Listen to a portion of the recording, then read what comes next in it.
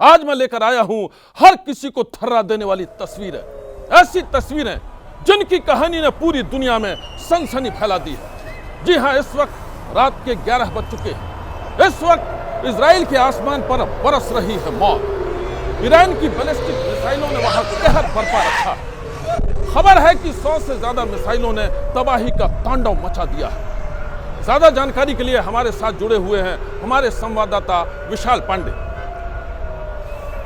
विशाल के पास हम जाएंगे, उससे पहले हम शिरीन के पास चलते हैं और शिरीन से हम ये समझने की कोशिश करते हैं कि शिरीन, ईरान ने आखिरकार ये हमले आज कब, कैसे और क्यों शुरू कर दिए? बिल्कुल, देखिए श्रीवर्धन, जिस तरीके से तस्वीरें आ रही हैं, इससे पहले ये जानकारियां भी आ रही थी, क्योंकि अमेरिका ने पहले ही बता दिया था। ये जस्ट चंद घंटों पहले की बात है जब अमेरिका की तरफ से कहा गया था कि ईरान की तैयारी है इजराइल पर अटैक करने की, और बिल्कुल वैसा ही हुआ जैसा अंदेशा था अमेरिका को। जैसे उसके पास जो इंफॉर्मेशन आ रही थी, जो इनपुट्स उसे मिले थे, वही देखने को मिला इस वक्त इजराइल में, जहां पर आसमान से आग, गोले बरस रहे हैं, मिसाइलें बरस रही हैं और सीधे सीधे मौत बरसाने की तैयारी ईरान की थी। हालांकि फिलहाल अभी तक किस तरह का नुकसान हुआ है इसे लेकर कोई जानकारी नहीं है, लेकिन क्या कोई नया अपडेट है, विशाल से जानते हैं। विशाल, देखिए, बिल्कुल इस वक्त अमेरिका पूरी तरह से इस हालात पर नजर बनाए हुआ है, क्योंकि ईरान ने जिस तरह से 100 से ज्यादा मिसाइलें इजराइल के ऊपर दागी हैं, उसके बाद से अमेरिका के राष्ट्रपति जो बाइडेन ने अपनी राष्ट्रीय सुरक्षा टीम के साथ एक आपात बैठक की और इस बैठक में इजराइल को ईरान के हमलों से बचाने की रणनीति पर चर्चा की है। और इसी रणनीति का यह एक कदम कहा जा सकता है कि अमेरिका ने ईरानी जो मिसाइलें हैं उनको रद्द करने का तरीकों को किया है, ताकि इजराइल को बचाया जा सके, इजराइल को सुरक्षित रखा जा सके। और फिलहाल इजराइल में भी एक आपात बैठक चल रही है कि ईरान के हमलों का किस तरह से जवाब देना है।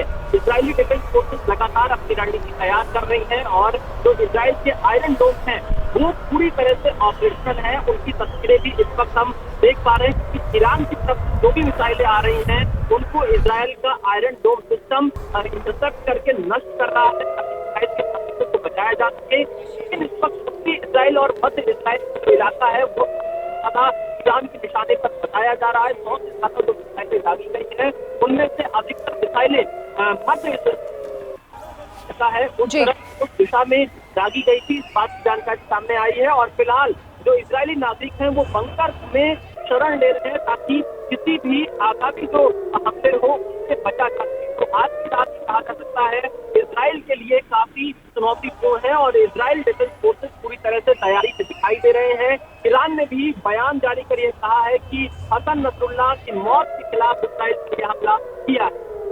ठीक है, आप रहिएगा विशाल मेरे साथ। और देखिए, अब सायरन बज रहे हैं, लोगों को सुरक्षित जगहों पर भेजा जा रहा है, लेकिन बीच बीच में यह भी बताया जा रहा है कि अब उनकी रणनीति क्या है, कैसे ईरान को इसका खामियाजा भुगतना होगा। इसी से जुड़ा इस वक्त का ये बड़ा अपडेट। ईरान के हमले पर इजराइल ने यह बड़ा दावा किया है कि करीब 200 मिसाइलें दागी गई हैं। इजराइल का यह दावा। हमारे साथ आशीष भी मेरे सहयोगी इस वक्त जुड़ गए हैं। आशीष, मतलब सीधे सीधे अब इस जंग में ईरान की एंट्री, क्योंकि ईरान ने इजराइल पर अटैक किया है और आईडीएफ की तरफ से बताया गया है कि कम से कम 200 मिसाइलें दागी गई हैं। जी बिल्कुल, आप ठीक कह रही हैं, बड़ी बात है। इजराइल की तरफ से ये क्लेम किया गया है कि करीबन 200 मिसाइलें। आप तस्वीरें देखिए, जो हवा में जिस तरह से मिसाइलें इजराइल की तरफ बढ़ रही हैं, वो अपने आप में सेल्फ एक्सप्लेनेटरी है कि बाकायदा सोच करके बड़ा हमला इजराइल पे ईरान ने किया है। ईरान लगातार ये चेतावनी दे रहा था, ये धमकी दे रहा था कि अब वो शांत नहीं बैठने वाला। इसके पहले उसने अपने सुप्रीम लीडर खमेनेई को ले जाकर के एक सेफ प्लेस पर पहले रखा और उसके बाद इस तरह के हमले को प्लान करके एग्जीक्यूट किया गया है। जिस बात का डर था शिरीन, जो लगातार हम पिछले 3-4 दिनों से कर रहे थे, खास करके नसरल्लाह के मारे जाने के बाद, कि ये अब एक ग्राउंड वॉर लाइक सिचुएशन में तब्दील हो जाएगा, ईरान ने बनिस्बत उसके एयर स्ट्राइक करना चुना। और अब निश्चित तौर पर इजराइल की तरफ से इजरायली डिफेंस फोर्सेस जरूर रिटेलिएट करेंगी। पहले इजराइल की तरफ से कहा जा रहा था कि ईरान हमास को और हिजबुल्लाह को सपोर्ट करना बंद करे, और जब तक कि ऐसा नहीं होता इजराइल अपना अटैक जो है वो अपना जो डिफेंस के बेसिकली अपने आप को प्रोटेक्ट करने के लिए जो वो पूरा आर्ग्यूमेंट बना रहे थे कि हम अपने लोगों को छुड़ाने के लिए इस तरह का अटैक कैरी आउट कर रहे हैं, और अगर जरूरत पड़ी तो इससे बड़ा अटैक हम करेंगे। जो धमकी लगातार इजराइल दे रहा था और घुस करके जिस तरह से ऑपरेशंस चला रहा था, उसके रिटेलिएशन में अब ईरान ने इतनी बड़ी कार्रवाई की है कि निश्चित तौर पर अब हम ये कह सकते हैं कि एक तरह से मिडिल ईस्ट में, अभी वेस्ट एशिया में, माफ कीजिएगा, एक जंग सी हालात पैदा हो गई है, लिमिटेड वॉर कम से कम हम कह सकते हैं कि अब इससे छिड़ जाएगी। कौन कौन से देश इसमें शामिल होंगे? निश्चित तौर पर जो बगल के देश हैं, सीरिया, लेबनान, टर्की, अब सभी का रोल इसमें बड़ा इंपॉर्टेंट होगा। निश्चित तौर पर अमेरिका की तरफ से इस पे नजर बनाया गया है, जैसा विशाल भी अपडेट दे रहे थे। यूएस प्रेसिडेंट जो बाइडेन ने एक इंपॉर्टेंट मीटिंग बुलाई है, मुझे लगता है कि वो नेतन्याहू को रीच आउट करने की भी कोशिश करेंगे। लेकिन तमाम जो कोशिशें थी शिरीन इस किसी तरह से इस जंग को टालने की, उसमें नाकामयाबी अभी तक लगता है कि अब हासिल हुई है। और जिस तरह से ईरान ने अब बड़ा हमला, रिटेलिएटरी हमला इजराइल पर किया है, उसके बाद ये भी देखना होगा कि अब इजराइल कितना बड़ा जवाबी हमला करता है। और निश्चित तौर पे ये स्पिल ओवर होगा, ये खतरा है जिससे निपटना बड़ा मुश्किल होगा। और तस्वीरें जरूर ये दिखा रही हैं कि बड़ा हमला किया गया है। 200 के करीब इजराइल जिस तरह से क्लेम कर रहा है कि मिसाइल्स दागे गए हैं। निश्चित तौर पर वीडियोस में अब ये भी दिख रहे हैं हमको कि किस तरह से लोग अपनी जान बचाने के लिए शेल्टर्स में जा रहे हैं। बाकायदा वहाँ सायरन्स जो सिस्टम है इजराइल का, उसके बाद उनको घरों में नीचे जाने के लिए कहा जा रहा है, बेसमेंट में, जैसा वो अपना कंस्ट्रक्शन करके अपने नागरिकों को बचाने के लिए रखते हैं। लेकिन ये हमला बहुत बड़ा है और निश्चित तौर पर इजराइल अब चुप नहीं बैठेगा और कहीं ना कहीं अभी अग्रेशन और भी ज्यादा विकराल रूप लेगा। और जैसा मैंने आपको कहा कि अब हम ये कह सकते हैं कि एक लिमिटेड जंग कम से कम उस रीजन में इस हमले के बाद दोबारा से जरूर शुरू हो जाएगी। और जैसा आपने कहा कि देखिए अब ये एक बड़ा तनाव का दायरा जो है वो बढ़ेगा, इसे कैसे समझा जाए कि अब, क्योंकि देखिए पहले तो ईरान ने ये कहा कि ये बदले की कार्रवाई है, हमने उस शहादत का बदला लिया है जो शहादत इजराइल की वजह से हुई थी। लेकिन इजराइल चुप बैठने वालों में से नहीं है, ये सब जानते हैं। आगे असर क्या हो सकता है? और जो बाइडेन भी सीधे तौर पर इसमें उनकी जो इस वक्त सक्रियता है वो दिख रही है, मीटिंग्स लगातार अमेरिका में भी हो रही हैं।